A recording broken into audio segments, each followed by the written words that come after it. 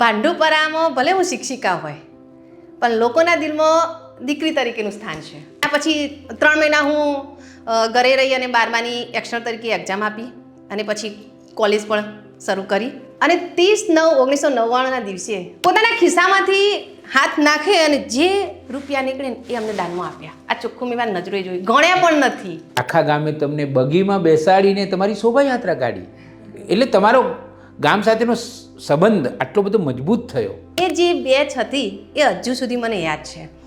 જ્યારે એક વિપુલ કરીને વિદ્યાર્થી હતો, તમે તો ઠાકોરના ગામમાં શિક્ષિકા છો, તો આ અંધશ્રદ્ધાને દૂર કરવી હોય તો શું કરીએ આપણે, અને શિક્ષણ કેવી રીતે મદદ કરે? તમારે એક વાત નક્કી રાખવી જોઈએ, જો બાળકનો ઉછેર કરવાની મારામાં તાકાત ના હોય અથવા તો બાળકનો યોગ્ય ઉછેર થાય, સરખી માવજત ના કરી શકું ને, તો મા બાપ બનવાની કોઈ જરૂર નથી.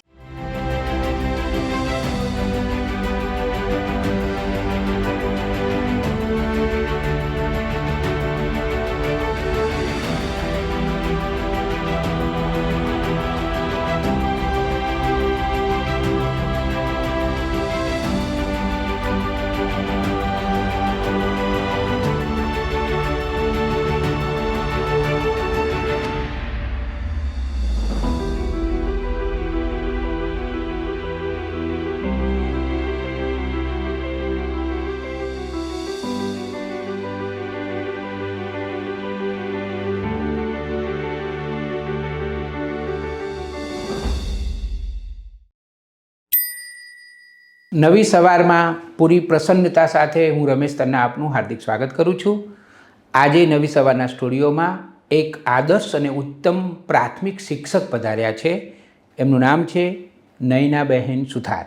નયનાબેન, તમારું સ્વાગત કરું છું. નમસ્કાર. મિત્રો, એ વાત સાચી કે ગુજરાતનું પ્રાથમિક શિક્ષણ થોડું દોડાયેલું તો છે. શાળાના ઓરડાઓ ખૂટે છે, એવી પણ ફરિયાદ છે. પ્રાથમિક શાળામાં 4થા 5મા 6ઠ્ઠા ધોરણમાં ભણતું બાળક હોય તો એને પોતાનું નામ લખતા ન આવડતું હોય, વાંચતા ન આવડતું હોય, આવી કેટલીક ફરિયાદો છે અને એમાં તથ્ય પણ છે. પણ જોડે જોડે એ વાત પણ સાચી છે કે ગુજરાતમાં કેટલાક પ્રાથમિક શિક્ષકો એવા છે જેમને વંદન કરવાનું મન થાય અને આપણને ગૌરવ થાય કે ગુજરાતમાં આવા પ્રાથમિક શિક્ષકો છે. આજે આપણે જેમની મુલાકાત કરવાના છીએ ને, નયનાબહેન સુથાર, એ આવા જ પ્રાથમિક શાળાના શિક્ષિકા છે. મેં એમના વિશે અગાઉ બહુ જ વિગતવાર પોઝિટિવ સ્ટોરી પણ લખી છે અને એક ગામમાં શિક્ષણની મદદથી ગામનો કાયાકલ્પ કર્યો, એ બધી વાતો આજે એમની પાસેથી જ સાંભળવી છે. નયનાબેન, તમારી સાથે આજે ઘણી બધી વાતો કરવી છે. શરૂઆત એ કરીએ કે તમે જે પ્રાથમિક શાળામાં કામ કરી રહ્યા છો, વર્ષોથી કામ કરી રહ્યા છો અને જે ગામમાં કામ કરી રહ્યા છો, એના પ્રયોગોની વાત આપણે સાંભળીએ. પહેલે શરૂઆત ત્યાંથી કરીએ. પ્રથમ તો આપનો ખૂબ ખૂબ આભાર કે આ વાત કરવા માટે તમે મને અહીંયા બોલાવી. ધોરણ 1થી તે 10 સુધીનું પ્રાથમિક શિક્ષણ મેં જેતલવાસા ગામમાં પ્રાપ્ત કર્યું. પપ્પા સુથારી કામ કરતા, એટલે પહેલાંથી નક્કી જ હતું કે મારે પીટીસી જ કરવી છે. અચ્છા. હા, એટલે શિક્ષિકા બનવાનું સપનું હતું જ? સપનું હતું જ, શિક્ષિકા જ બનવું છે. એટલે જ્યારે 10મામાં બોર્ડમાં મારે જેતલવાસા પ્રાથમિક જે હાઈસ્કૂલ હતી એમાં પ્રથમ નંબર આવેલો. ઘણા બધાએ કહ્યું કે દીકરી ડૉક્ટર બને એવી છે તો તમે ડૉક્ટર બનાવો, સાયન્સમાં મૂકો. પપ્પાએ તો કહ્યું તારી જે ઈચ્છા હોય. મેં કહ્યું ના, મારે ડૉક્ટર બનવું નથી, મારે શિક્ષિકા જ બનવું છે, હું પીટીસી જ કરીશ. પપ્પા સુથારી કામ કરતા એટલે આપણે જોઈએ કે ઘરની સ્થિતિ મધ્યમ, તો એ વિચાર્યું કે પપ્પા કઈ રીતે સગવડ કરશે, અને હું શિક્ષિકા બનીશ તો મને બાળકો ભણાવવા તો પહેલાંથી બહુ ગમતા, એમની સાથે બહુ જ ગમતું. અને એ વખતે પીટીસીનો સમય કેવો હતો, દિવાળીથી સત્ર શરૂ થતું. એટલે જે 7 મહિના મને વેકેશન મળી, માર્ચ મહિનામાં પરીક્ષા પૂરી થઈ ગઈ. 1996માં મેં આપી હતી. 7 મહિના ઘરે રહ્યા, થોડી મજા કરી અને એ વખતે પછી પીટીસીમાં નંબર લાગી ગયો. જે 5 સ્થળ નક્કી કરવાના હોય એમાંથી પહેલી જ મારી પસંદગી હતી ચિત્રાસણી, બનાસકાંઠા જિલ્લો. હા, પાલનપુરની બાજુમાં. ગમતું સ્થળ મળી ગયું, પીટીસી કરી. એમાં 1998માં પીટીસી પૂરી થઈ. એમાં પણ પીટીસીમાં ત્યાં પ્રથમ નંબર હતો. અને પછી તો આગળના 7-10 વર્ષ સુધી તો ભરતી થઈ નથી. એટલે બધાએ એવું પણ કહ્યું કે તમે પીટીસીમાં મૂકો છો પણ શિક્ષકની ભરતી તો થતી નહીં, તો શું કરશો? પપ્પાએ એક જ જવાબ આપ્યો, કંઈ વાંધો નહીં, થઈ પડશે. ભગવાન કરશે, જે થશે એ જોવાશે. અને પછી જ્યારે 98માં પીટીસી પૂરી કરી અને એના પછી 3 મહિના હું ઘરે રહી અને 12માની એક્સટર્નલ તરીકે એક્ઝામ આપી અને પછી કોલેજ પણ શરૂ કરી અને 30/9/1999ના દિવસે મારી શિક્ષક તરીકેની નિમણૂક થઈ. એ વખતે પણ આખા મહેસાણા જિલ્લામાં પ્રથમ નંબર હતો. એટલે જે ગમતું સ્થળ હોય એ મળવાનું જ હતું. અને એ વખતે સરકારે જ્યાં ધોરણ 4 હતા ને ત્યાં ધોરણ 5મું EDN 11 હેઠળ શરૂ કર્યું હતું. એટલે એ બધી સ્કૂલો અમારા લિસ્ટમાં હતી અને એમાં જિલ્લામાં પ્રથમ નંબર હતો. એટલે આપણને જે સ્કૂલ ગમતી હોય એ મળવાની હતી. પણ જ્યારે પસંદગી કરવા જવાનું થયું એટલે ફાધર સાથે નહોતા આવ્યા, પણ એમના મિત્ર હતા અને શિક્ષક હતા ત્યાં કે ચાલ હું દીકરી તારી સાથે આવું. પછી એમણે કહ્યું કે તું આ ભાંડુપરા ગામ પસંદ કરી લે. મારું જે પિયર થાય જેતલવાસણા એનાથી ફક્ત 3 કિલોમીટરના અંતરે ભાંડુપરા ગામ, પણ ક્યારે મેં જોયેલું નહીં. નામ સાંભળેલું. અમારે ગમે ત્યારે અમે મહેસાણા અથવા ઊંઝાથી આવતા હોય તો અમારું ગામ 3 કિલોમીટર મેઇન હાઈવેથી અંદર, એટલે બધાને ભાંડુપરા ઉતરવું પડે. બસો હતી નહીં ગામની એ વખતે તો ભાંડુપરા એવી ખબર, પણ ખબર નહીં કે ગામ કેવું હતું. અને એ જ ગામ મેં સિલેક્ટ કર્યું. પછી જ્યારે ત્યાં હાજર થવા માટે ગયા એટલે ગામ જોયું, સાવ નાનું ગામ, ઠાકોર જ્ઞાતિના લોકો ત્યાં વસતા. સ્કૂલ જોઈ, 2 ઓરડા હતા અને અમે જે જેતલવાસણા સ્કૂલમાં ભણેલા એ 2 માળની સ્કૂલ. એટલે મગજમાં તો એવું જ હતું કે સ્કૂલ તો આવી જ હોય. અને અહીંયા જોયું તો એકદમ નાનો ગેટ જોયો. પહેલાં તો અંદર ખીજડાના પણ ઝાડ હતા. મેદાન એકદમ સાવ નાનું, 2 રૂમ સામે અને સામે આ બાજુ 2 ઝાડ અને આ બાજુ 2 ઝાડ અને જે પાછળ મૂતરડી હતી ત્યાં પણ એક ઝાડ હતું. એના પછી જ્યાં 5મું તો શરૂ થઈ જ હતું, 2 વર્ગ હતા, 2 શિક્ષકો કામ કરતા હતા અને એ પણ બંને મારા ગામના વડીલો, હું મારા પપ્પાની ઉંમરના.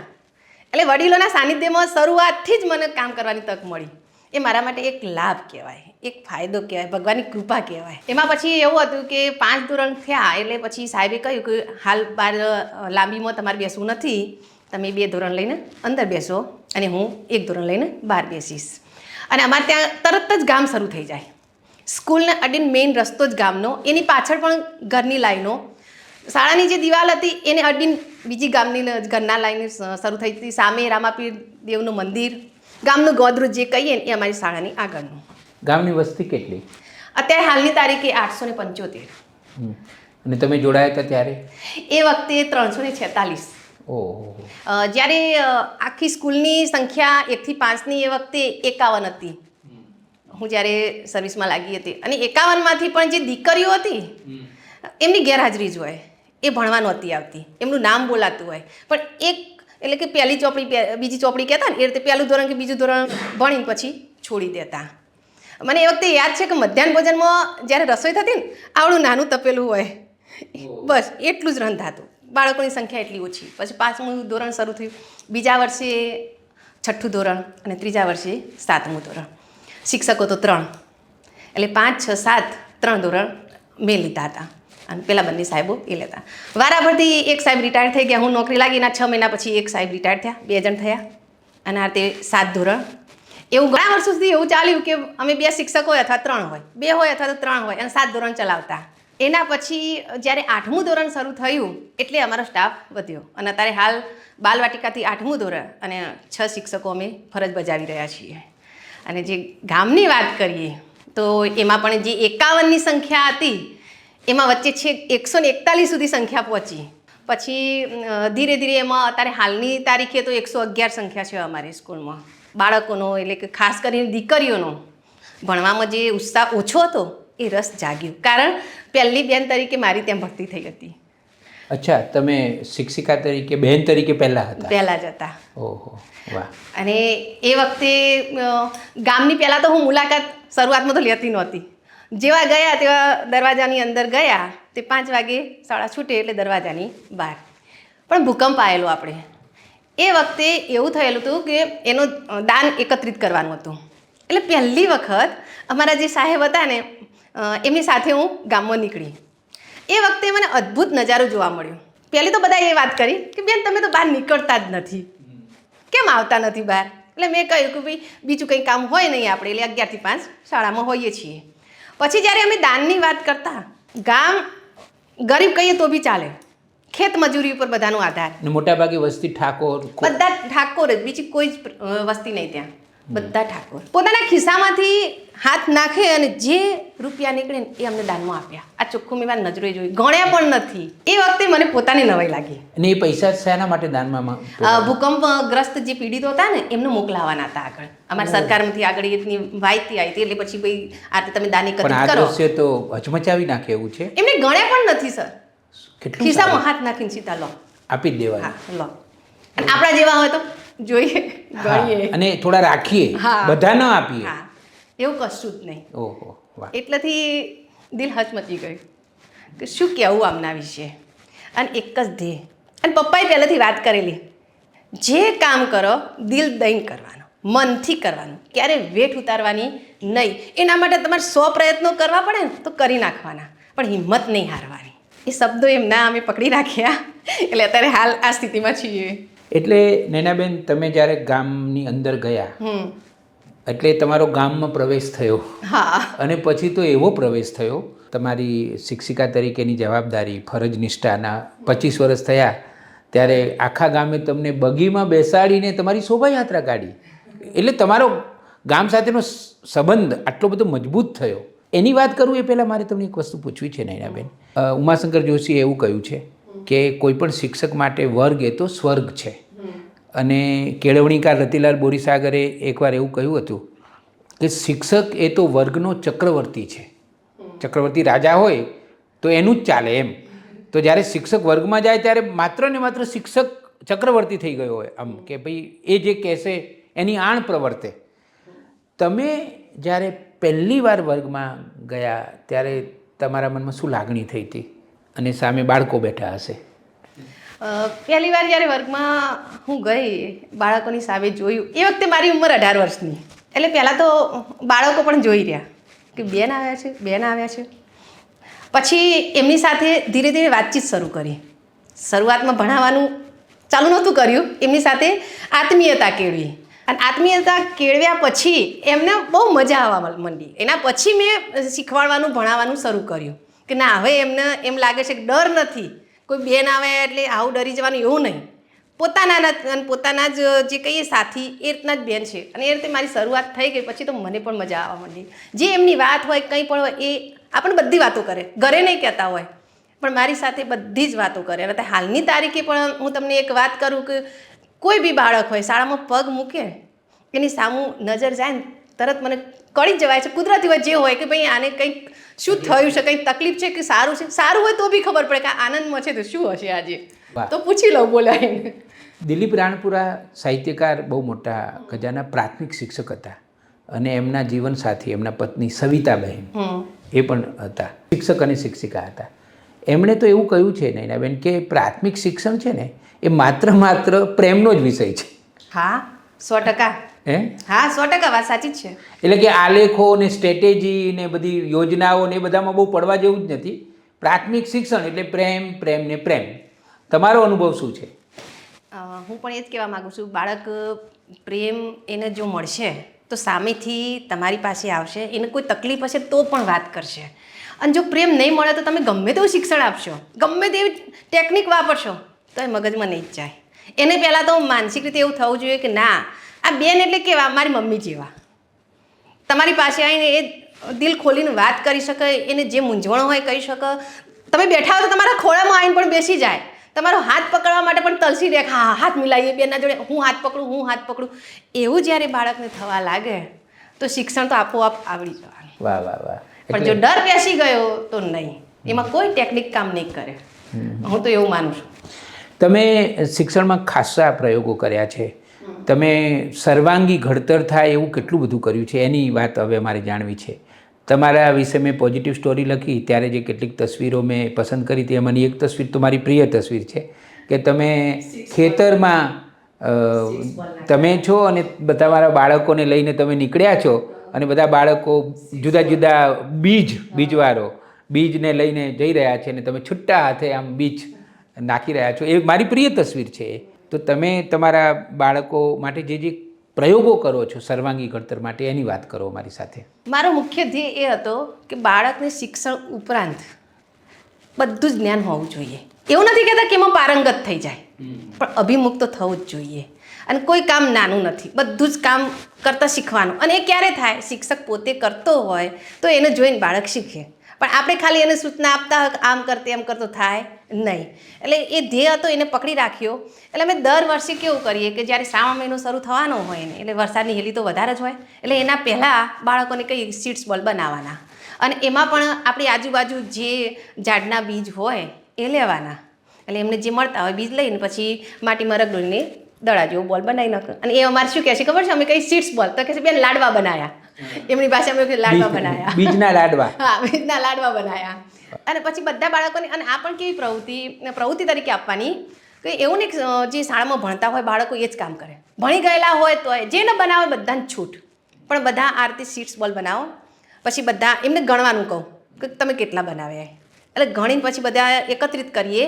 અને સરસ મજાનું ચોમાસાની ઋતુ જામી હોય ને, ભેજ અંદર જમીનમાં સંઘરાઈ ગયો હોય, એના પછી બાળકો સાથે નીકળી પડીએ. હાઈવેની બંને બાજુએ, પછી અંદર અમારે જે ગામ પડે છે ત્યાં રોડ છે એની બંને બાજુએ છૂટા હાથે વેરો 100 તમે બોલ વેરશો તો એકાદો તો ઉગશે ને, એટલી આશા સાથે અમે જઈએ. અને બધા બાળકો એ દર વર્ષે કરવા, દર વર્ષે કરવાનું. અને પાછું એમાં કેવું, જે બાળકોએ ભાગ લીધો હોય ને આ બધા જેને બનાવે બધાના ઘરે જઈને એમને પ્રોત્સાહન રૂપે ઇનામ આપી આવવાનું. અને એ ઇનામ પણ કેવું આપવાનું, આગળ મારે કોઈ પ્રવૃત્તિ જે કરાવવાની હોય ને એમાં કામમાં આવે ને એવું ઇનામ આપી દેવાનું. કારણ કે ગામ નાનું એટલે ગામમાં બીજી કોઈ વસ્તુ મળતી નથી.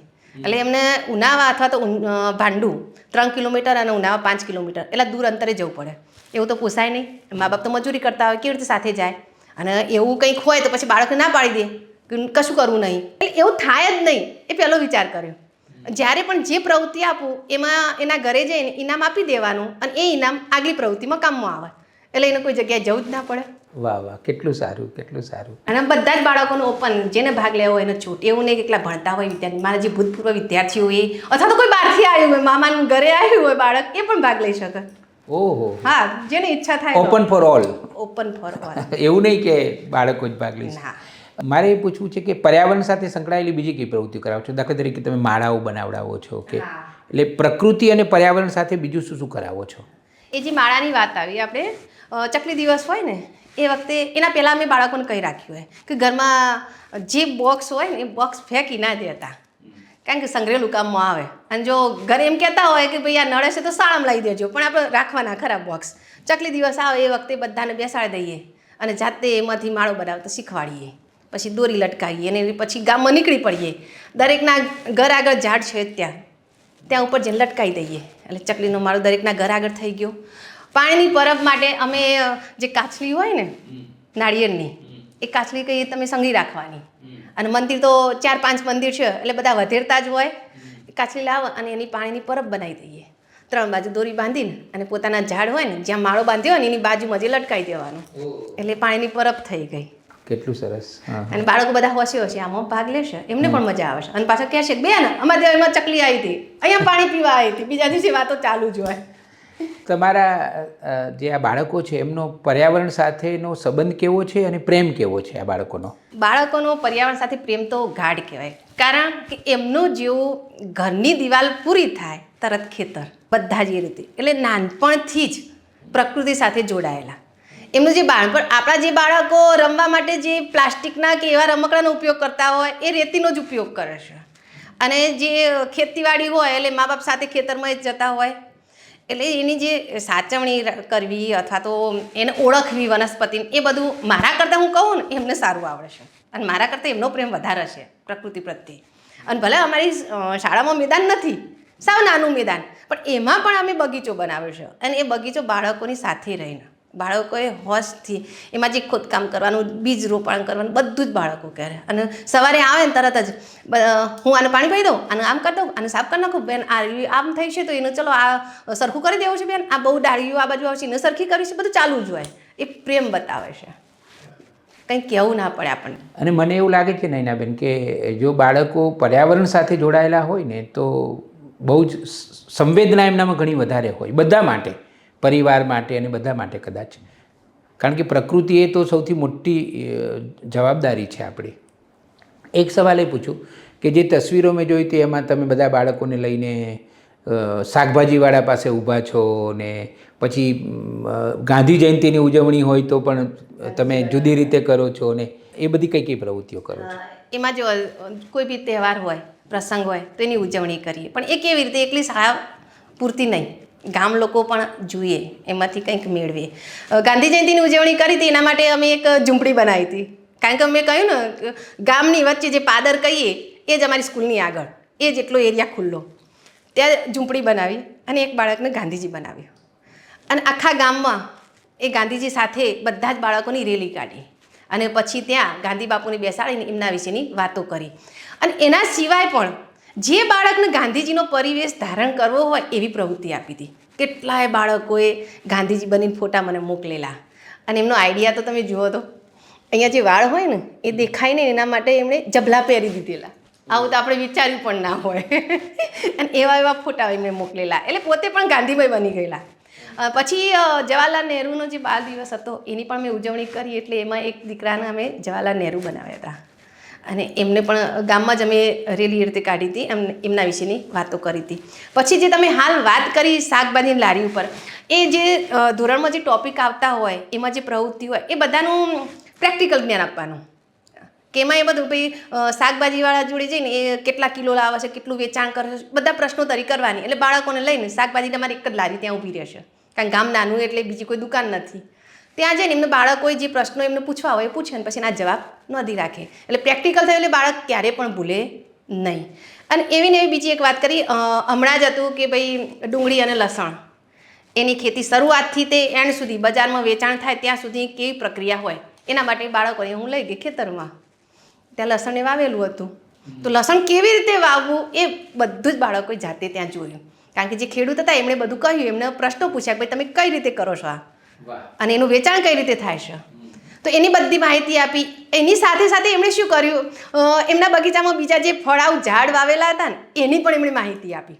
એટલે બીજી વસ્તુ પણ બાળકોને શીખવા થઈ. એમણે જોયેલું તો હતું બધું, પણ એ જેની પ્રોસેસ હતી શરૂઆતથી એન્ડ સુધીની, એનાથી બાળકો વાકેફ થયા. એટલે આમાં કહેવાનું કે જેટલું પ્રેક્ટિકલ જ્ઞાન બાળકને મળે ને એટલું છે આ જીવન યાદ રહે. અને અત્યારે હાલ પણ હાલની સ્થિતિમાં પૂર્વ વ્યવસાયિક શિક્ષણ પર બહુ જ ભાર છે. જે હમણાં જ તાલીમો થઈ ગઈ અમારે એના વિશે જ હતી કે ભાઈ જે વ્યવસાયો આપણા ભૂલાતા ગયા એ વ્યવસાયો તરફ પાછા વળો. હા, અને જે મવડીમાં પણ મંદિર આગળ એક સૂત્ર લખેલું જ છે કે જે આ કારીગર હશે ને એ જ આગળ જશે કોઈ પણ વ્યવસાય. એટલે જે સજ્જતા છે જેને અંગ્રેજીમાં સ્કિલ કહીએ છીએ, જેની પાસે સ્કિલ હશે એને તકલીફ નહીં પડે. હવે આપણે વર્ગની અંદર આવીએ તો મેં તમારા વર્ગની પણ કેટલીક તસવીરો જોઈ હતી કે જેમાં સરસ મજાનું આમ બાળકને વર્ગમાં જ રહેવાનું મન થાય એવું. હવે તમે જ્યારે વર્ગમાં હોવ છો ત્યારે હવે તમે શિક્ષિકા છો, તમારે બાળકોને ભણાવવાનું હોય છે, તો એ કેવી રીતે ભણાવો છો, એમાં કઈ મેથડનો ઉપયોગ કરો છો, એ અમને વાત કરો થોડી.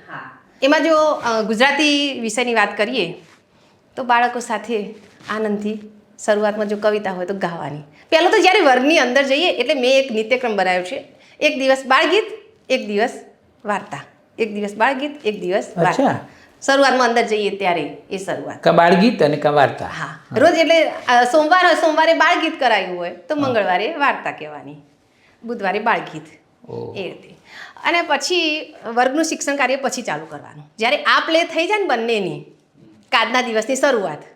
અને પછી જે ગુજરાતી વિષય હોય તો બાળકોની પાસે જ વાંચન પણ એ કરે, પ્રશ્નોત્તરી આપણે કરીએ અથવા તો એમનો પ્રશ્ન જે ઉદ્ભવતા હોય એનો જવાબ બધા સાથે મળીને કરે.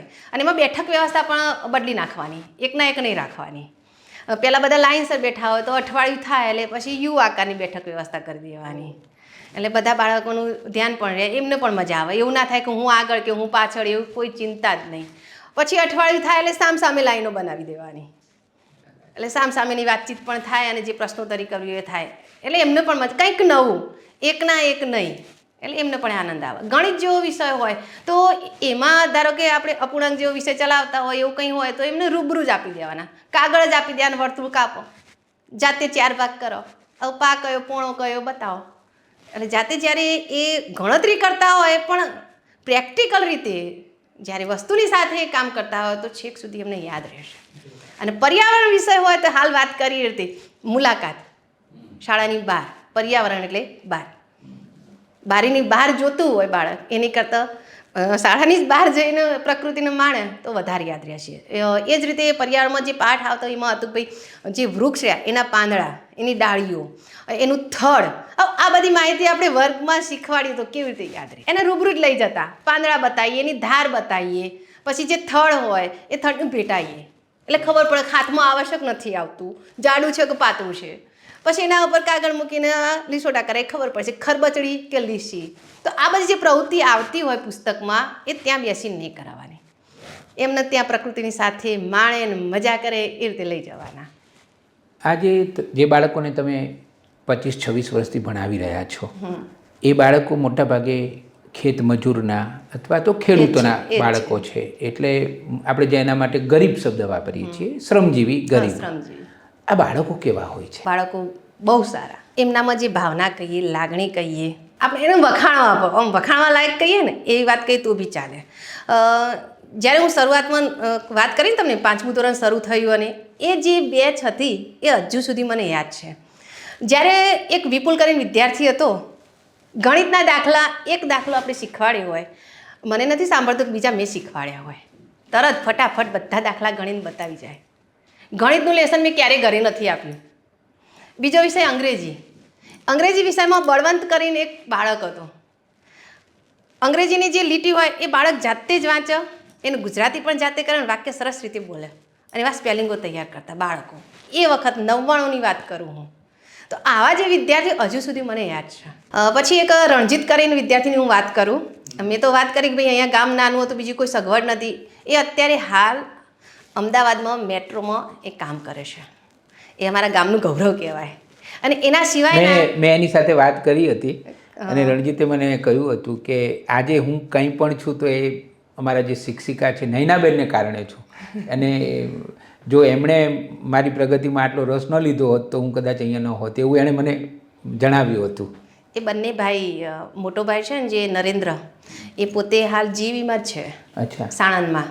અને એના સિવાયના 20થી 25 વિદ્યાર્થીઓ જીવીમાં અત્યારે હાલ નોકરી કરી રહ્યા છે. અને એક કંડક્ટરમાં નોકરી કરે છે, યોગેશ કરીને. અને એનો ભાઈ હમણાં જ એને ડ્રાઈવરમાં નોકરી મળી, જે અમારા ગામ માટે તો આનંદની વાત કહેવાય. એટલે તમારા હાથ નીચે અને હૃદય સાથે અનેક વિદ્યાર્થીઓ ભણ્યા. હવે વાત કરીએ કન્યા કેળવણીની. ઠાકોર સમુદાય છે, ઠાકોર સમાજ છે, એમાં સ્વાભાવિક છે કે શિક્ષણ માટેની એક જાગૃતિ પ્રમાણમાં ઓછી, અને બીજું એમાંય જ્યારે દીકરીઓને ભણાવવાની હોય ત્યારે તો થોડીક વધારે તકલીફવાળી પરિસ્થિતિ હોય છે. તમારો અનુભવ અમારે જાણવો છે. એ મેં જે શરૂઆતમાં કહ્યું કે 51ની સંખ્યા હતી, એમાંથી દીકરીઓના નામ તો હતા, દીકરીઓ આવે નહીં, ગેરહાજર. એ દીકરીઓનું પ્રમાણ વધ્યું. શાળામાં જે નામ દાખલ થાય એ દીકરી જ્યાં સુધી પહેલાં 5મું હતું, પછી 6ઠું 7મું એ ધોરણ ભણીને પછી એ બહાર જાય. વચ્ચે કોઈ અધવચ્ચે છોડતું નહીં, એ બંધ થઈ ગયું. કોઈ દીકરીએ, હું જ્યારે નોકરી લાગી એના પછી મને યાદ નથી આવતું કે વચ્ચેથી કોઈ શાળા છોડી હોય. એ પ્લસ પોઈન્ટ કહેવાય. કેવી રીતે થયું એ? એમને કંઈક આત્મીયતા જેવું લાગ્યું હશે કે ભાઈ બેન છે તો બેનના જોડે રહીએ. પહેલાં તો એવું જ હતું ને, અને ઘરેથી પણ એવું હતું કે ભાઈ બેન હોય તો જે, એટલા માટે તો શરૂઆતમાં કન્યા શાળા અને કુમાર શાળા અલગ બનાવતા. હા, કે એના લીધે દીકરી તો ભણવા જાય ને કે ભાઈ એટલી કન્યાઓ જ છે, ચિંતા ના કર. એટલે મોટા મોટા ગામમાં તમે જોયું હશે કે કુમાર અને કન્યા શાળા જુદી હોતી હતી, અને અહીંયા તો મિશ્ર શાળા હોય. અને મેં કહ્યું એમ કે હું પહેલી જ બેન હતી આ શાળામાં, એટલે પછી વાલીઓને પછી થયું કે બેન છે, કોઈ ચિંતા નથી, હા, આપણી દીકરીને ભણવા મૂકીએ. હા, એટલે વાલીઓને પણ ચિંતા મુક્ત થઈ ગયા. અને મેં કહ્યું એમ કે જેને વાત કરવી હોય, જે તકલીફ હોય, આનંદ હોય, શોખ હોય, બધી વાત શેર કરી શકતો. એટલે એ નિર્ભય થઈ ગયા. અને એ રીતે વિદ્યાર્થીઓ પણ, જે બાળાઓ એ ભણતી થઈ, એમાં એક અમારી વિદ્યાર્થીની વાત કરું, નેહા. એ ઇંગ્લિશ રાખેલું 12મા ધોરણમાં અહીંયા બાજુમાં ઉનાવા ગામમાં ભણતી. અને ઉનાવા એટલું મોટું ગામ કહેવાય, એમાં એનો ફર્સ્ટ નંબર આવ્યો મેઇન ઇંગ્લિશમાં. અને અત્યારે હાલ એ કોલેજ કરે છે. એટલે તમે પાયો મજબૂત કર્યો. હા, મજબૂત કરો. પણ માતા પિતાને સમજાવવા પડ્યા હશે ને, કારણ કે કન્યાઓને ઘણા લોકો એવા આવે કે છોકરીઓને શું ભણાવવાની. તો તમે લોકસંપર્ક કરતા હતા અથવા તો ગામના લોકો સાથે, કારણ કે તમને જ્યારે 25 વર્ષ પૂરા થયા ત્યારે આખા ગામે તમને બગીમાં બેસાડ્યા અને તમારું આખા ગામે તમારું સન્માન પણ કરેલું. તો આ જે ગામ સાથેનો તમારો સંબંધ છે ને એ મારે જાણવો છે. એક શિક્ષકનો એક ગામ સાથેનો સંબંધ એ બહુ મહત્ત્વની વાત છે. એમાં પહેલી વાત હું કરું તો ભાંડુપરામાં ભલે હું શિક્ષિકા હોય પણ લોકોના દિલમાં દીકરી તરીકેનું સ્થાન છે. પહેલી વાત એમને એમ જ લાગે છે કે ભાઈ આ બેન નથી, અમારી દીકરી જ છે, એટલું મને તે માન મળેલું છે. અને જે વાલીઓ રહ્યા એ મારા પોતાના જ હોય એ રીતે મારે કદી કોઈ બાબતમાં એમને કશું કહેવું જ નથી પડ્યું. અને દીકરીની જે ભણાવવાની વાત છે ને એમાં તો તમે હાલ જે વાત કરી ને એમને સમજાવવા પડ્યા કે નથી ભણાવવા મોકલી, એવું તો ક્યારેય મારે થયું જ નથી. એટલે જો વાતાવરણ ઊભું કરવામાં આવે તો અસર થાય છે. અસર તો થાય જ, પણ એના માટે પાયાથી આપણે કંઈક મજબૂતાઈ કરવી પડે કે ભાઈ દીકરીઓને ભણાવશો. જ્યારે પણ આપણે બાળાઓ ત્યાં ભણતી હોય એ વખતે એમની સાથે આપણે વાતચીત કરતા હોય અને ગામમાં જ્યારે નીકળીએ એટલે તો કોઈ બી મળે આપણને કલાક 2 કલાક તો આપણે વાતચીતમાં નીકળી જાય. એ વખતે આપણે કઈ વાત કરતા હોય બાળકોના શિક્ષણની. એટલે એવું નહીં કે એક જ વખત બધાને ભેગા કર્યા અને એમને વાત સમજાવી દીધી, ના. જ્યારે આપણને જે મળે એને જે આપણે વાત એના મગજમાં સ્થિર કરવાની છે એ વાતના બીજ રોપી દેવાના. એટલે સ્પેશિયલ એને મળવાની ચિંતા રહે નહીં. એટલે ગામમાં અમુક સમયે જે વાત કહી ને કે હું ઘરે ઘરે જ્યારે આ પ્રવૃત્તિઓ થતી એટલે ઘરે ઘરે જઈને ઇનામ આપતી, એનું કારણ જ આ હતું કે એ બહાને જે વાલીઓ એમની સાથે વાતચીત થાય, એ શું જાણે છે અથવા તો જાણવા માગે છે, મારે એમની પાસેથી કઈ માહિતી લેવાની છે, હું એમનું શું આપવા માગું છું, વાતચીતનો દોર રહે. એના માટે ઘરે ઘરે હું જતી અને એના લીધે આ બધું શક્ય બન્યું. અત્યારે હાલ તમે જે વાત કરી ને 25 વર્ષની રજત જયંતિ ઉજવી હતી એની તમને વાત કરી લઉં. આ વિચાર મગજમાં આવ્યો કે ભાઈ એક જ શાળામાં 25 વર્ષ પૂરા થયા તો આપણે રજત જયંતિ ઉજવીએ. એના માટે તો પહેલાં મિટિંગ બોલાવવી પડે એસએમસીના સભ્યોને ફોન કર્યો, એ મિટિંગ થઈ. એમાં તખાજી કરીને હતા, તમે વાતચીત કરી જશે. એમણે બધાની વચ્ચે એક જ વાત કરી કે બેનની દીકરીનું મામેરું કરતા હોય એવો પ્રસંગ ઉજવવાનો છે. એમના મોઢાથી આ પહેલા શબ્દો હતા અને એ બધા લોકોએ કરી બતાવ્યું. અને આ જ્યારે વાત મેં ઘરમાં કરી અને મારા જીવનસાથી એ જ કહ્યું મને, તું જો અવસર કરે છે ને તો કરી જાણજે. આટલો શબ્દ મને કહેલો, અવસર જે કરે છે તું કરી જાણજે. સરસ, મંજૂરી તો મળી ગઈ હતી અને આવા શબ્દો મળ્યા હતા એટલે ઉત્સાહ તો અનેરો થવાનો જ. અને પછી તો જે હાલ વાત કરી બગીની, એ તો સરપ્રાઈઝ મારા માટે હતી. મને પોતાને ખબર નહોતી કે આમણે બગીમાં મારો વરઘોડો કાઢવાના છે, મને માથે ફેટો બાંધવાના છે, મને પોતાને ખબર નહોતી. અમે તો જે પુસ્તક મારું જે ઉલ્લાસ લખ્યું એનું વિમોચન કરવાનું હતું અને કીધું 25 વર્ષ પૂરા થાય છે, બધી દીકરીઓને હું બોલાવું. એમાં ગામની બધી જ દીકરીઓ એમાં ભણાયેલી તો હતી પણ એના પહેલાં ના હોય એ પણ મને મળે. એટલે એ બધી દીકરીઓને ત્યાં દીકરી તો ખાલી હાથે ક્યારેય મોકલાય નહીં. એટલે કીધું એમને જે ભગવાન જે ફૂલ નહીં તો ફૂલની પાંદડી, એ રીતે પછી બ્લેન્કેટ આપવાની ઈચ્છા થઈ અને 101નું કવર આપી દીકરીઓને, કુંવારી દીકરીઓને પણ. અને બધા તેડાયા મહેમાનોને. અચ્છા. અને જ્યારે હું સવારે સ્કૂલમાં ગઈ એટલે આ તો અંદર ગયું કે બેન આટલે બેસો. મેં કીધું હા. અને ફેટો બાંધવા માટે લઈને આવ્યા. અમે શું કરવા લે બેન, તમને ફેટો બાંધવાનો? વાહ ભાઈ વાહ, મને નવી લાગે છે. પછી મિસ સરવાર બાંધવા માંડો. હવે મારા બંને ભણાયેલા વિદ્યાર્થીઓ એટલે એ મારાથી અચકાય કે બેનને આપણે બાંધીએ છીએ. મેં કંઈ વાંધો નહીં હો, આજે તમે મને સૂચના આપજો. આટલા વર્ષ મેં તમને સૂચના આપી હતી, આમ કરો તેમ કરો.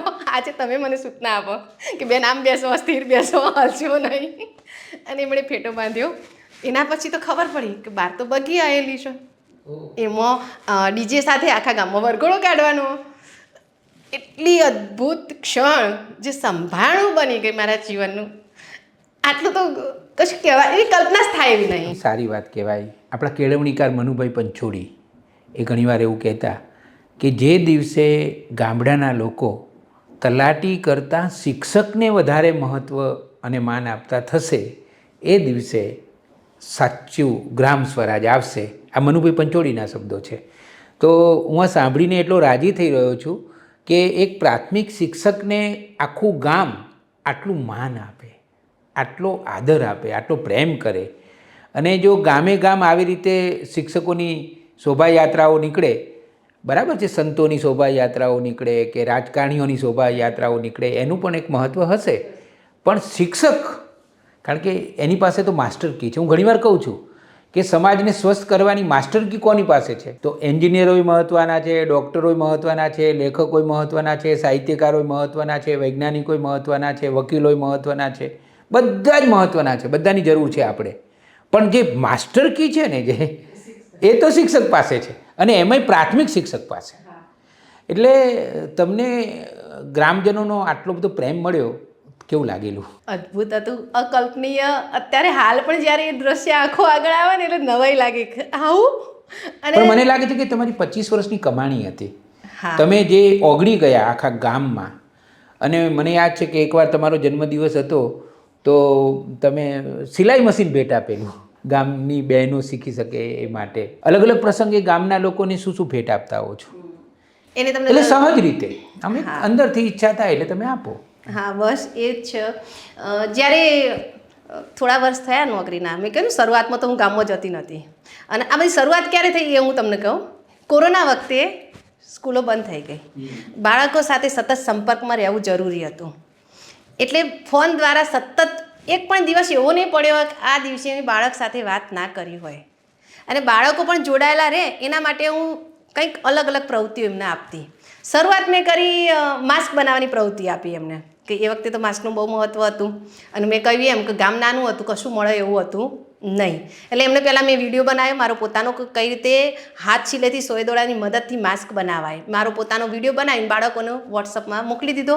બાળકોએ જોયો અને કીધું તમે એવું બનાવવાનું ચાલુ કરો. તો બાળકોએ એમના ઘરે જે જૂનું કાપડ પડ્યું હતું એમાંથી બનાવવાનું ચાલુ કર્યું. અને એના ફોટોગ્રાફ મને મોકલ્યા, બરાબર. પછી અમારે અમુક દિવસે ઓતરા દિવસે સ્કૂલમાં જવાનું હતું, એટલે હું બધો સામાન લઈ ગઈ અને બધા જનો સામાન પૂરો પાડ્યો, કે રબર હોય કે જે હોય. પછી બીજું કાપડ પણ લઈ ગઈ. તે બધી દીકરીઓ એ બધા, અને એવું નહીં કે મેં તમને પહેલાં વાત કરી એ રીતે ભણતા હોય એટલું નહીં, ભણી ગયેલા જેને આમાં રસ હોય એ બધા કામ કરે, બધાને વસ્તુ પૂરી પાડી. 3જા ધોરણમાં ભણતું હતું એ વખત જે બાળક, એ પણ સોય દોરાના ઉપયોગથી માસ્ક બનાવતું હતું.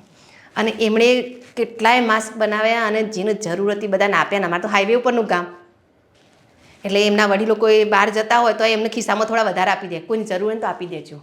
તો એ રીતે એમણે જરૂરિયાતમંદને મદદ પણ કરી. આ પહેલી શરૂઆત. અને એના પછી સતત એમના સાથે સંપર્કમાં રહેવા માટે બધી પ્રવૃત્તિઓ મેં આપી. એનું કહું કે ધારો કે શિવરાત્રિની વાત હતી તો ચલો આ વખતે આપણે શિવલિંગ બનાવવાના છે, શિવલિંગ બનાવીને મને ફોટો મોકલી દેજો. આખી ઓપન બધાને આપી દીધી પ્રવૃત્તિ.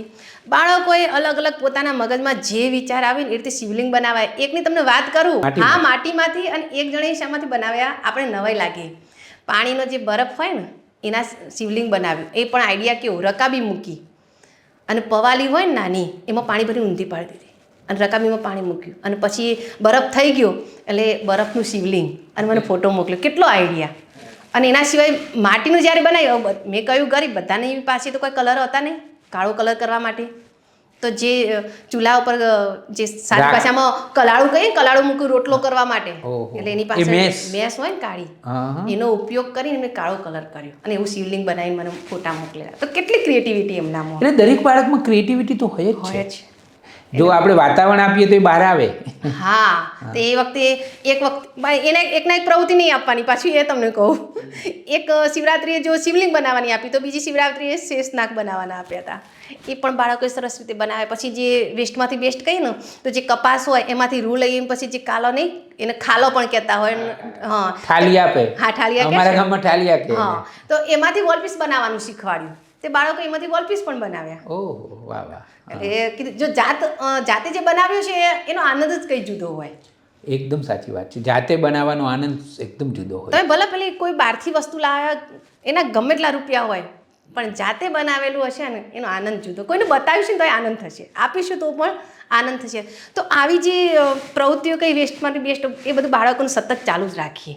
અને એના લીધે આમ સતત સંપર્કમાં રહેતા છે. અને મેં તમને વાત કરી એમ કે ધારો કે બીજી પ્રવૃત્તિ જે બનાવવાની હોય એ વસ્તુ ભેટમાં આપવાની, એટલે બાળક હોશે હોશે બનાવતું. બ્રેસલેટ બનાવતા એ પણ એમને શીખવાડ્યા કે કઈ રીતે બનાવાય. પછી જે કંકોત્રી હોય એમાંથી, નકામી કંકોત્રીમાંથી પછી ઢીંગલી બનાવતા શીખવાડી, ઊનમાંથી ઢીંગલી બનાવતા શીખવાડી, ચકલીઓ બનાવતા શીખવાડી, વોલપીસ બનાવતા શીખવાડ્યા. પ્રવૃત્તિઓ તો એટલે એક બાજુ શિક્ષણ ચાલુ વર્ગમાં અને બીજી બાજુ આ બધી અલગ અલગ ઘરે પ્રવૃત્તિઓ. આપવાનું, આ બધું ઘરે અને કરે છોકરાઓ. ઘરે કરે. અને એમને કહી દઉં કે અઠવાડિયાની અંદર મને ફોટોગ્રાફ મોકલી દેવાના. એટલે અઠવાડિયામાં પોતાની અનુકૂળતા એ ફોટોગ્રાફ મોકલી દેતા. જ્યારે હોળીનો તહેવાર હોય એટલે એમને પિચકારી બનાવવાની પ્રવૃત્તિ આપેલી. એમણે કાગળમાંથી પિચકારી બનાવેલી. હવે જે ટેન્કવાળી પિચકારી આવે ને એનો આઈડિયા કેવો કર્યો, જે પેલો બોક્સ ના હોય બોક્સનું ટેન્ક બનાવ્યું અને એ રીતે દોરી લગાવીને એમને પિચકારી બનાવેલો. આ નવો આઈડિયા નહીં. એના પછી હોલિકા દર્શન થતું હોય ને એવું તે નાના જે લાકડા હોય ને એ ઊભા કરીને અને વચ્ચે કેસરી પીળા કલરનો કાગળ ઊભો રાખીને હોલિકા દર્શનનું એમણે બતાવ્યું. ક્યાં વાત, કેટલું સારું. એટલે એમનામાં કેટલી ક્રિએટિવિટી છે. અને મને લાગે છે કે દરેક શિક્ષકનું કામ આ જ છે કે કાકા સાહેબ કાલેલકરે વ્યાખ્યા આપી છે કે શિક્ષણ એટલે શું, તો કે બાળકના હૃદયમાં જે બધી શક્તિઓ પડેલી છે એને બહાર કાઢવી એ શિક્ષણ કહેવાય, એવું કાકા સાહેબ કાલેલકરે કહ્યું છે. તો મને લાગે છે કે તમે એ જ કરી રહ્યા છો કે એની અંદર જે બધી અલગ અલગ ક્રિએટિવિટી છે એને એક આ જુદી જુદી પ્રવૃત્તિઓ દ્વારા તમે બહાર આવવા માટેની પ્રયત્ન કરો છો અને એમાં તમે સફળ પણ થયા છો. બાળકો સાથેનો કોઈ રસપ્રદ અનુભવ છે, સંવેદનશીલ? ગાયત્રી કરીને દીકરી હતી, એ 7 વર્ષની થઈ પણ માનસિક થોડી અસ્થિર હતી. આમ બધી જ ખબર પડે. તમે આવો તો તમારા સમાચાર પણ પૂછે, કેમ છો, મજામાં, બધું. એને 7 વર્ષ ત્યાં પણ દાખલ નહોતી કરી. એટલે અમે વાલી સંપર્ક કરી તમે દાખલ તો કરો કે બેન પણ હાજર રહેતી નહીં, ગમે ત્યાં જતી રહેશે. એને સાંકળથી બાંધવી પડે, દોરડીથી બાંધવી પડે, ગમે ત્યાં જતી રહે. મેં તમે દાખલ તો કરો જોઈશું આપણે. એ વખતે તો અમારે 3 વર્ગ થઈ ગયા હતા, 2 સામે હતા અને એક સિન્ટેક્સનો સરકારે આપ્યો હતો એટલે 3જો વર્ગ હતો. અમે એનું નામ લખાયું. એ કેવું કરે, અમારી નજર ચૂકવીને સેજ આપણે આમ જોઈએ ને એટલામાં તો બિલ્લી પકી ધીમે થઈને દરવાજાની બહાર થઈને નીકળી જાય. એટલે પાછા અમે બાળકોને દોડાવીએ ને બોલાવીએ. એવું અમારે ઘણા મહિના સુધી ચાલ્યું. અને પછી એને અમે રૂમમાં એક દિવસ કીધું કે તારી મમ્મી એમ કહે છે કે ભાઈ આને ગમેલી ગાંઠો મારીએ દોરીની તો પણ છોડીને જતી રહેશે, બાંધીએ તો એ તાળવાએ તોડી નાખશે, તો કઈ રીતે કરે છે? તે હાથે કરીને મેં જાતે એને 2 ગાંઠો મારી, 2 હાથથી. 2 હાથ આમ રાખીને 2 ગાંઠો મારી. 1 મિનિટ પણ નહીં થઈને મોઢેથી એને ખોલી નાખી. એ ગાયત્રીને અમે સ્કૂલમાં સ્થિર થતાં શીખવ્યો. 1 થી 8 ધોરણ સુધી એને ભણાવી. એટલે એમાં કેવું હતું કે જે વિકલાંગ બાળક હોય એને તો પાસ કરી જ દેવાનું હોય. એને અક્ષર જ્ઞાન કહી આપવા માટે બહુ પ્રયત્ન કર્યો. એમાં ફક્ત એણે 2 મૂળાક્ષર શીખીએ, બોલતા અને લખતા. ગાયત્રીનો ગ, નયનાબેનનો ન. અને અત્યારે હાલની તારીખે એ તો ભણે કે ખાસા વર્ષ થયા પણ સ્કૂલમાં ડેલી આવે અને પૂછે બેન મજામાં? પછી મારા દીકરાનું નામ પૂજા ને, પૂજાનું સારું થઈ ગયું ને? મેં હા સારું થઈ ગયું. અને હાલ આવે રૂમમાં આવશે પછી બેન હું અહીંયા તમારી ખુરશી જોડે બેસતી ને જે મજા આવતી નહીં, મને અત્યારે હાલ એવું થાય છે કે હજી હું આ રૂમમાં આવી જાઉં કે બેસવા માટે. કાયમી આ શબ્દો એના બપોરે રિસેસ પડે એટલે હોય ને હોય. માનસિક રીતે સહેજ જ, વધારે પણ નહીં. અત્યારે શું કરે છે?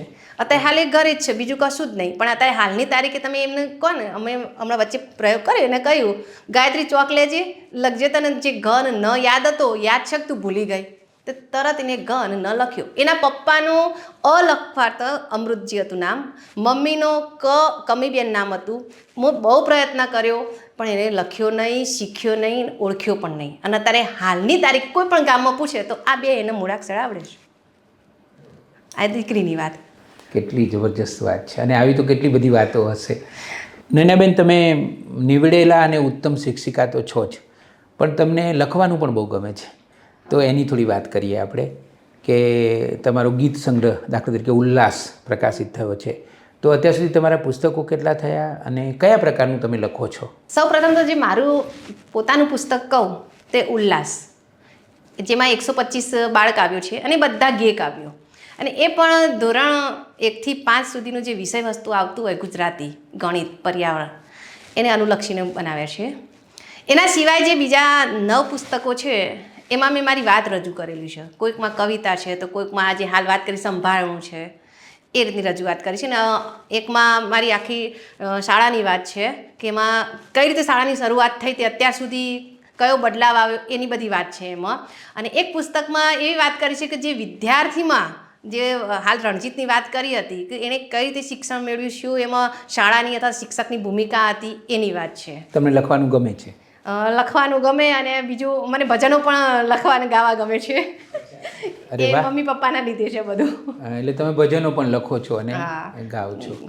આ તકી તમારી આખી જે શિક્ષણ યાત્રા છે એમાં તમારા માતા પિતાનું પ્રદાન કેટલું અને તમારા જે પરિવાર છે એનું પ્રદાન કેટલું? જે હાલ હું અહીંયા છું એ તો માતા પિતાના આશીર્વાદ. એમની જે વાતો જે શરૂઆતમાં કરી હતી એ જ રીતે કે જે કામ કરો એ મન દઈને કરવાનું. ત્યાં અમારે ત્યાં પપ્પા સત્સંગી ખરા, એટલે સાધુ સંતો ઘરમાં બહુ આવતા. અને અમે નાના ને સાંજના સમયે આવ્યા હોય ને સાધુ સંતો, પણ અમે રમવા ના જતા. મમ્મી પપ્પાને બેઠા હોય તો અમે સાથે બેસતા, એમની વાતો સાંભળતા, વાર્તાલાપ સાંભળતા કે શું કહેવા માગ્યું છે, અને ખબર ના પડે તો મમ્મી પપ્પાને અમને કહેતા. એટલે આ જે શરૂઆતથી આ બધા બીજ રોપાયેલા છે એ એમના લીધે જ રોપાયેલા છે. અને બીજું એક પપ્પાની વાત ખાસ, કે કોઈ પણ વ્યક્તિ હોય એને નામથી નહીં ઓળખવાની, એનામાં પણ આત્મા છે. આપણામાં આત્મા છે એવો જ એનામાં આત્મા છે. તો ક્યારે તમે કોઈ પ્રત્યે દ્વેષ નહીં થાય, ઘૃણા નહીં થાય, એ પણ એક આત્મા છે. કે એના વિચારો એના મુબારક. આ વાત ઘર કરી ગઈ, એના લીધે હાલ આનંદ આનંદ આનંદ. કેટલી મોટી વાત કરી રહ્યા છો તમે, કારણ કે મોટા ભાગે તો હું જોઉં છું કે આટલા બધા વિદ્વાનો હોય પણ પૂર્વગ્રહ અને પેલો વિચારભેદ, મતભેદ, એને કારણે પણ તમારા પિતાજીએ કેવું સમજાવ્યું કે એ વ્યક્તિ નથી, આત્મા છે. એટલે કોઈ પણ વ્યક્તિને આત્મા તરીકે જોવાની. હા, એ જ રીતે જોવાની. અને કે સૂર્ય હોય, આ એક બીજી વાત એમની, સૂર્ય હોય તો પણ એને ગ્રહણ લાગે છે, તો આપણે તો મનુષ્ય છીએ, થાય બધું જ થાય, સ્વીકારીને ચાલવાનું. ક્યાં વાત, કેટલી સરસ વાત તમારા પિતાજીએ. તમારા પિતાજીને વંદન. તમારા જીવનસાથી અને તમારા બાળકો, એની થોડી વાત કરો. મારા જીવનસાથીની વાત કરું તો આ જે કાર્યો હું કરું છું બધામાં એમનો સાથ છે, એટલે સુધી હું કરી શું છું. નામ છે એમનું? ચંદ્રેશ કુમાર. અને એ શું કરે છે? એ ONGCમાં છે, એન્જિનિયર છે. અને મારે 2 બાળકો છે, એમાં દીકરીનું નામ ક્રિશી, એ કોમ્પ્યુટર સાયન્સ IoTમાં 4થું વર્ષ એનું આ પૂરું થયું. એમાં એને ઇન્ટર્નશીપમાં અહીંયા ISROમાં લાગ્યું છે. અને દીકરો આ વખતે 10મા ધોરણમાં છે. અને સાસુ સસરા છે. અને અમારે ત્યાં લાકડાની જે ટિમ્બર માર્ટ કહીએ ને, એ સસરા એ ચલાવે છે. અમે સંયુક્ત કુટુંબ આ રીતે રહીએ છીએ. નહીં કહેતા મેઘધનુષ હોય તો 7 રંગોથી શોભે, એક રંગ હોય તો શોભે. એમ ઘરમાં પણ સાસુ સસરા નણદ દિયર આપણે પોતે જીવનસાથી બાળકો એ સપ્તરંગીથી જ જીવન શોભે, ના શોભે. કેટલી સારી વાત કરી તમે. ઈસરોની વાત કરી એટલે મારે હવે થોડાક વૈચારિક સવાલો પૂછવા છે. મને ઘણીવાર નૈનાબેન એવું લાગે કે ગુજરાતમાં વૈજ્ઞાનિક અભિગમ ખૂટે છે. આમ ગુજરાત પ્રમાણમાં સુખી રાજ્ય છે, બીજા રાજ્યોની પ્રમાણમાં આપણને બહુ તકલીફ ઓછી છે. માળખાકીય સવલતો સારી છે, શિક્ષણનું પ્રમાણ સારું છે, આ બધું સારું છે. પણ મને ઘણીવાર એવું લાગે કે અંધશ્રદ્ધા હજી જતી નથી. એમાંય તમે તો ઠાકોરના ગામમાં શિક્ષિકા છો, તો આ અંધશ્રદ્ધાને દૂર કરવી હોય તો શું કરીએ આપણે, અને શિક્ષણ કેવી રીતે મદદ કરે? અંધશ્રદ્ધા દૂર કરવા માટે આપણે જે બાળકો રહ્યા ને, બાળકોમાં પહેલાં એમના પ્રત્યે જાગૃતિ કેળવવી પડશે. કે ભાઈ ચાલો, હવે કોઈ એમ કહેતું હોય કે ભાઈ શ્રીફળમાંથી ચૂંદડી નીકળે છે, અથવા આ કાપી તો લોહી નીકળ્યું. આ જે નાના નાના પ્રયોગો રહ્યા ને, એ બાળકોને વૈજ્ઞાનિક ઢબથી બતાવવા પડશે, એમને શીખવાડવા પડશે કે ભાઈ આવું કશું હોય નહીં. અને નાનપણથી જો એમનામાં એ બધા જે કોન્સેપ્ટ ક્લિયર થશે ને, તો મોટા થઈને વડીલોનો પણ કહેશે. આપણે વાત કરતા હોય, ધારો કે તમે હાલ જે ગામની વાત કરી, તો એ હોય છે કે ભાઈ માતાજી આવે કે ધૂણવાની વાત છે, કે એવી બધી વાતો થતી જ હોય છે. તો આપણે કંઈ જ્યારે એ ધૂણતા હોય છે તો બધું કમ્પ્લીટ હોય છે, પણ જ્યારે એમને કંઈ એ વખત તમે કંઈક વગાડો અથવા તો એમના નામની કંઈક બીજી બૂમ પાડો, તરત એમને સતેજતા આવી જાય. આ બધું શું? તો એવી ક્લિયરિટી જો લાવીશું તો બાળકને ખબર પડે.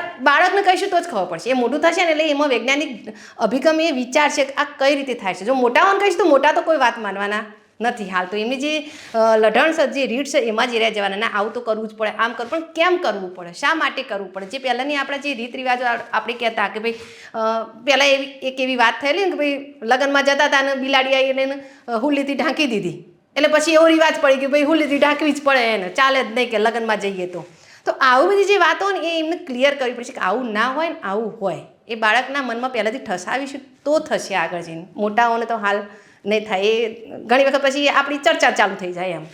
એટલે બાળકોને જ્ઞાન આપવું જોઈએ સાચું, તો આમાં સફળતા મળશે. હું બી જે ગામનો છું, અમરાપુર મારું ગામ છે, તાલુકો સમી, જિલ્લો પાટણ. તો હું બી ઠાકોરોની વચ્ચે જ મોટો થયો છું.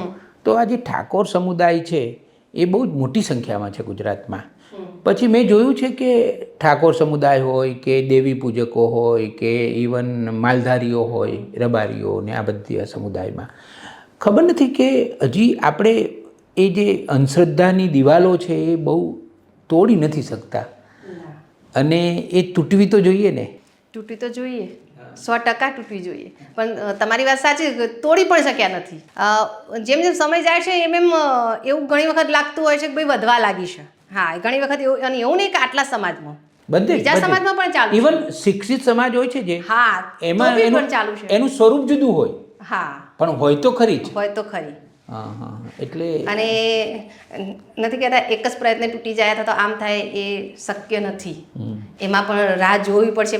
બાળકોથી શરૂઆત કરાવીશું તો આપણા વિચારો એમનામાં જ હશે અને મોટા થઈને પછી આમાંથી એ બહાર નીકળી શકે એના સિવાય બીજો કોઈ જ રસ્તો નહીં. એ વાતાવરણ આપણે ઊભું કરવું પડશે. નૈનાબેન મને એવું લાગે છે કે મેં કહ્યું હમણાં કે જે માસ્ટર કી છે સ્વચ્છ સમાજની એ તો શિક્ષક પાસે છે. ગુજરાતમાં લગભગ 34,000 પ્રાથમિક શાળાઓ છે, સરકારી પ્રાથમિક શાળાઓ, ખાનગી તો જુદી. પછી 2 લાખ જેટલા શિક્ષકો છે પ્રાથમિક શાળામાં, સરકારમાં જોબ કરતા હોય તેવા. બીજા પણ શિક્ષકોની સંખ્યા ઘણી હશે.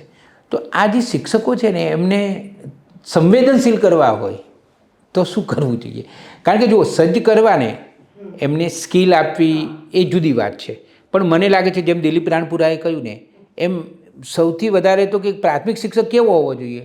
તો પ્રાથમિક શિક્ષકના હૃદયમાં આમ ખૂટે નહીં એટલો પ્રેમ બાળક માટે હોવો જોઈએ. તો આ સંવેદના અને પ્રેમ કેવી રીતે લાવી શકાય? સંવેદન પ્રેમ લાવવો એ આમ તો બહુ કઠિન છે, પણ પોતાની રીતે જો એ વિચારે તો આવે. હું કહું કે તારામાં સંવેદના લાય, તારામાં પ્રેમ લાય તો આવવાનું એ તો શક્ય જ નથી. શક્ય જ નથી. પોતાને અનુભૂતિ થાય તો જ એ સંવેદન પ્રેમ આવે. ધારો કે આપણે વાત કરીએ કે કચરો પડ્યો હોય શાળાના મેદાનમાં કે વર્ગમાં, આપણે જાતે લઈને જો કચરા પેટીમાં નાખી દઈશું તો બાળક એ જોશે અને જાતે કચરો પછી નાખતા શીખશે. પણ આપણે બાળકને સૂચના આપી જાય પેલો કચરો લઈ લે, ત્યાં નાખી દે, પેલું સાફ કરી દે, તો બાળક પણ મોટો થઈને એ જ કરવાનો છે. તો સંવેદના ક્યારે આવે? તો એ જે વ્યક્તિ રહ્યો એને પોતાના ઘરમાં પણ અથવા તો શાળામાં પણ જો નાનપણથી એના આવા લાગણી અને સંવેદનાના પ્રયોગો એના પર થયા હશે, એને પોતે અનુભવ્યું હશે તો જ આવશે. અને આ નહીં આવવાનું અત્યારે હાલ તો સારું છે, પણ એનું મુખ્ય કારણ કે અત્યારની જે જીવનશૈલી બધાની થઈ ગઈ છે, કોઈને કોઈની પાસે રહેવાનો 5 મિનિટનો પણ સમય નથી. સંવેદના એમનેમ ના જાગે, લાગણી એમને ઉત્પન્ન ના થાય, એના માટે સમય જોઈએ. સમય મળતો નથી. ધારો કે નાનું બાળક હતું તો કેરટેકરમાં તમે એના સોંપી દો તો પછી ક્યાંથી લાગણી જમ? એ મોટું જ્યારે થશે એટલે પછી એનામાં લાગણી તો હશે જ નહીં, તો બીજાને ક્યાંથી લાગણી આપવાનો? એટલે એ શિક્ષક બનશે તો બાળકમાં એ ક્યાંથી થવાનું છે? એટલે શરૂઆત નાનપણની છે. જીવન હતા હાલ જે વિભક્ત કુટુંબો થઈ રહ્યા છે એના લીધે તો આ ઉપરથી વધવાનું છે, ઘટવાનું નથી. આવું પોતાની રીતે જો એને થાય કે ના મારે લાગણી તો અનુભવી છે, એ પણ જીવ છે તો થાય. નહીંતર આપણે નોકરી કરવા આવ્યા 11 થી 5 થઈ નોકરી કરીને ઘરે જતા રહ્યા તો ક્યારેય કશું થશે નહીં. ઓસ્ટ્રેલિયાએ હમણાં બાળકો ઉપર સોશિયલ મીડિયા ઉપર પ્રતિબંધ મૂક્યો છે. આપણા બાળકોને મોબાઈલ ફોનથી અને સોશિયલ મીડિયાથી દૂર રાખવા હોય તો પ્રેક્ટિકલી શું કરવું જોઈએ? એનાથી દૂર રાખવા માટે એકદમ તો તમે ના પાડી શકો. હા, એ તો જેટલી તમે ના કહેશો ને એટલો એ વધારે ઉપયોગ કરશે. એટલે ના તો ન જ પડાય. હા, એકદમ ના પડાય. એનું શિડ્યુલ બનાવવું પડે કે ભાઈ તું ચલો અડધો કલાક કે કલાક તું મોબાઈલ અથવા તો ટીવી જો. કલાકથી 2 કલાક જેટલું તને જે ગમતું હોય, રમવાનો શોખ હોય તો રમવા જા, ચિત્રનો શોખ હોય તો ચિત્રકામ કર, કલર કામનો શોખ હોય તો એ કર, પણ જીવનમાં એક શોખ કેળવ કે જે ઓપ્શનલમાં એનો ઉપયોગ થઈ શકે. તો જ્યારે માનસિક તણાવ હશે તો પણ એનો જે શોખ હશે ને એના લીધે એમાંથી એ પાર ઉતરી શકશે. એટલે પહેલી વાત બાળકને એ જ કહેવાનું, એક શોખ તો રાખો જીવનમાં, તો આપણું માનસિક રીતે ફ્રેશ થઈ શકીશું. તો મોબાઈલનું વર્ગણ દૂર થશે. અને એના માટે જે અત્યારે હાલ આપણે લેડીઝ, હું છું પણ લેડીઝની જ વાત કરું છું, બાળક તમને કોઈ પ્રસંગમાં કે બીજી હેરાન ના કરે એટલે શું કરે છે? એને મોબાઈલ જાતે આપે છે. નાનું હોય તો પણ ઘોડિયામાં એને મોબાઈલ આપે છે. અને પછી જ્યારે એ મોટું થાય એટલે કે મોબાઈલ ના લે. આ કેવું ટેવ કોણે પાડી? માતાએ. હું પિતાની એ વાત નથી કરતી. ટેવ કોણે પાડી? માતાએ. કે એને શાંતિથી બેસવા થાય, કોઈ ડિસ્ટર્બ ના થાય, એ પોતે જ બાળકને ફોન આપે છે. અને આપણે આવું જોઈએ છીએ. બજારમાં ગયા હોય અથવા તો લગ્ન પ્રસંગ હોય, બીજો કોઈ પણ પ્રસંગ હોય, બાળક શાંતિથી બેસે એટલે ફોન આપે. પણ જ્યારે બાળકની એની લત લાગી જાય અને પછી જ્યારે મોટો થાય એટલે કે છોડી દે, તો કોઈ છોડી શકે? તો હું તમને એ પૂછું કે તમે શિક્ષિકા છો, બરાબર? તો તમારી દ્રષ્ટિએ આદર્શ માતા પિતા કેવા હોવા જોઈએ? આદર્શ માતા પિતામાં પહેલાં તો તમારે એક વાત નક્કી રાખવી જોઈએ, જો બાળકનો ઉછેર કરવાની મારામાં તાકાત ના હોય અથવા તો બાળકનો યોગ્ય ઉછેર થાય, સરખી માવજત ના કરી શકું ને, તો મા બાપ બનવાની કોઈ જરૂર નથી. શું વાત કરો છો? હા. અને બાળક નાનું હોય એટલાથી જવાબદારી કોની? પિતા તો બહાર કમાવા જવાના, માતાની. માતા કેળવાયેલી હશે તો બાળક 100% કેળવાયેલું બનશે. એટલે હાલ જે દીકરીઓના શિક્ષણની વાત છે ને, શિક્ષણની સાથે દીકરીને કેળવવાની ખૂબ જરૂર છે. કે એકલું શિક્ષણમાં આટલા 99% આવ્યા 90% આવ્યા નહીં, એમાં પહેલાં દીકરીનામાં લાગણી જે કહીએ ને, લાગણી પહેલી દીકરીનામાં હોવી જોઈએ. બાળક માટે શું સારું શું ખોટું એ દીકરીને ખબર હશે તો બાળકની જે કેળવણી કહીએ એનું ઘડતર સારું થશે. પછી જ્યારે બાળક મોટું થાય છે એ વખત એ તો બધું જોવાનું જ ને, ઘરમાં કોણ શું કરે છે. તમે આખો દિવસ આ ફોન લઈને બેસી રહેતા છે તો બાળક પણ પછી લેવાનું છે ને બેસી જ રહેવાનું છે. પણ તમે પોતે પણ જો બાળકને સમય આપો, એની સાથે બહાર ઓફિસથી આવ્યા હોય કે નોકરી કરીને ગમે તે હોય તો 1 કલાક, વધારે નહીં કહેતા, 1 કલાકે ના મળે તો અડધો કલાક પણ બાળક સાથે બેસીને આખા દિવસમાં બાળકે શું કર્યું એ વાતચીત કરો. આપણે પોતે શું કરીએ, આપણી પોતાની એ વાત રજૂ કરવાની હોય કે આજે અમારે આવો અનુભવ થયો. તો જ્યારે વાતચીત થશે તો બાળકને પણ ખબર પડશે કે આ સારું આ ખોટું. તો એ જાતે પોતાનામાં એ બધા વિચારો લાવશે. હું હાલની તારીખે વાત કરું, મારી દીકરીને મેં હોસ્ટેલમાં મૂકી, અહીંયા અત્યારે રોજ વાતચીત થતી હોય, હોસ્ટેલમાં મૂકી તો કમ્પ્લીટ ડેલી એનો ફોન મારા ઉપર અને એના પપ્પા ઉપર અલગથી આવવાના. આખા દિવસની એ બધી વાતો કરે અને આખા દિવસમાં અમારે શું થયું અમે વાતો કરીએ. એટલે આ જરૂરી છે. એટલે માતા પિતાની ફરજ છે કે એમણે જાગૃતિ રાખવી, સમય આપવો, પ્રેમ આપવો, એના હૃદયમાં અને મનમાં શું ચાલી રહ્યું છે એનું ધ્યાન રાખવું. ઘણીવાર એવું હોય છે કે આપણે આખી દુનિયામાં કોના મગજમાં શું ચાલે છે એની ખબર હોય છે, પણ આપણા સંતાનોના મગજમાં શું ચાલે છે એની ખબર નથી હોતી. એ ખબર નથી હોતી. એના માટે તમારે વાતચીત કરવી જોઈએ, એને સમય આપવો જોઈએ. બાળક સમય માગે છે. અત્યારે હાલ જેને એક દીકરો અથવા એક દીકરી છે ને જેના ઘરે, એની કોઈક વખત એનો મૂંઝારો તમે સમજજો, એની સામુ નજર કરશો ને દીકરાનો તો પણ તમને ખબર પડશે કે આ એકલવાળું બની ગયું છે, એનામાં એકલાપણું આવી ગયું, એ પોતે પણ કંટાળી ગયો. પણ શું કરે, દરેકને પોતાનો હમસફર હોય, 1-2 વર્ષનો ડિફરન્ટ જે હોય એની સાથે ગમે, વાતચીત કરવી ગમે. અને એક બાળક થાય એટલે શું હોય, કોઈ દિવસ નજર કરજો એના ઉપર. જેમ તમારા જેવા આદર્શ શિક્ષકોની સમાજને જરૂર છે એ રીતે આદર્શ માતા પિતાની પણ જરૂર છે. કારણ કે મોટાભાગે એવું માની દેવામાં આવે છે કે શાળામાં ગયું છોકરું એટલે આપણું કામ પતી ગયું, બસ. એક સારી સ્કૂલમાં એડમિશન અપાય, અમારા શહેરોમાં તો એવું છે કે આપણે બસ 1 લાખ રૂપિયા, 2 લાખ રૂપિયા, 3 લાખ રૂપિયા ખર્ચીએ છીએ, પછી હવે આપણે તો બસ એ ફી ભરી દેવાની, પછી એનો ઉછેર જાણે કે શાળા કરશે અને ટેકનોલોજી કરશે. પછી માતા પિતાનો તો જાણે કે બાળ ઉછેરમાં કોઈ રોલ જ ના હોય એવી પરિસ્થિતિનું નિર્માણ થયું. હા, ખરી વાત છે. અને બાળક આપણું હોય કે ગમે તે હોય, ભૂલ કરતું હોય તો એને ભૂલ બતાવવી પડે. ભલે તમે એને એ વખતે ટકોર કરો, હું તો કહું તમે માર્યો પણ હશે, પણ પછી એની ભૂલ એને સમજાવવાની, તારી કઈ ભૂલ થઈ તે મેં આ કર્યું. એમને મારીને નહીં બેસી જવાનું. તમે એકલું એમને ખાલી આમ ગુસ્સે થઈ ગયા મારી દીધો ના. ઘણા એવું કહેતા બેન તમે તાર મારો, મારવાથી કંઈ ના થાય. સમજણની જરૂર છે કે આ ફરી વખત થવું ના જોઈએ. સમજણ જ મહત્વની. હા, અને એ બાળકને આપણે ભલે માર્યો હોય, બોલ્યા હોય, પણ એને કહેવું પડે આપણે કે ભાઈ તને આવું કેમ કર્યું, તું બોલ, તું જાતે જ કે કેમ મેં આવું કર્યું. એટલે એને ખબર પડે કે હા ભાઈ, હા બેનો મારાથી આ ખોટું થયું. એટલે મારી પોતાની દીકરી હોય, દીકરો હોય તો બી મેં પણ મારેલું છું અને આ કેમ થયું એને પૂછ્યું એટલે કે આ મમ્મી આ મારી ભૂલ હતી, બસ આ જ ભૂલ તારે ફરીથી કરવાની નહીં. એટલે એને પોતાને ખબર પડવી જોઈએ. એમને માર ખાઈ લેવું કંઈ મહત્વનું નહીં, મારી એ એટલું મહત્વનું નથી. એટલે હું તો એ વિચાર રાખું છું. બસ. ના, બહુ સરસ. તો આ હતા નયનાબેન સુથાર. 1999થી તેઓ એક પ્રાથમિક શાળામાં શિક્ષિકા તરીકે જોડાયા અને આખું જીવન એમણે પ્રાથમિક શિક્ષણને સમર્પિત કર્યું. અને એક ગામમાં એવા તેઓ ઓગળી ગયા કે શિક્ષિકામાંથી દીકરી બની ગયા અને બીજી સેંકડો દીકરીઓને શિક્ષણ આપીને, કેળવીને સર્વાંગી શિક્ષણ, કારણ કે શિક્ષણ માટે જે ગુજરાતીમાં તો એક અદ્ભુત શબ્દ છે કેળવણી, કારણ કે એ જે કેળવણી છે, શિક્ષણ જરા એક જગ્યાએ કદાચ અટકી જતું હોય એવું લાગે, કેળવણી આખા જીવનને આવરી લે છે. તો નયનાબેને એ કામ કર્યું, એમનું કામ પોંખાયું પણ છે. એમને જુદી જુદી સંસ્થાઓ તરફથી ઘણા બધા એવોર્ડ પણ મળ્યા છે, ઘણા બધા સન્માન પણ મળ્યા છે. અલબત્ત એ કંઈ આ સન્માન માટે કામ નથી કરતા, એ તો હૃદયથી કામ કર્યા જ કરે છે. અને સમાજ પણ આ બધું જોતો રહે છે, સમાજ અને સરકાર બંને, કે આ એક ઉત્તમ શિક્ષિકા સુંદર કામ કરી રહ્યા છે. એમણે કેટલી બધી સરસ વાતો કરી, એમણે એમના અનુભવો પણ વહેંચ્યા અને પ્રાથમિક શિક્ષણ માટેના કેટલાક વિચારો પણ વહેંચ્યા. નયનાબેન, તમે નવી સવારના સ્ટુડિયોમાં આવ્યા અને અમારી સાથે આટલી સુંદર વાતો કરી એ માટે હું તમારો નવી સવાર તરફથી ખૂબ ખૂબ આભાર માનું છું. તમારો પણ ખૂબ ખૂબ આભાર, બોલવાની તક મળી. Thank you.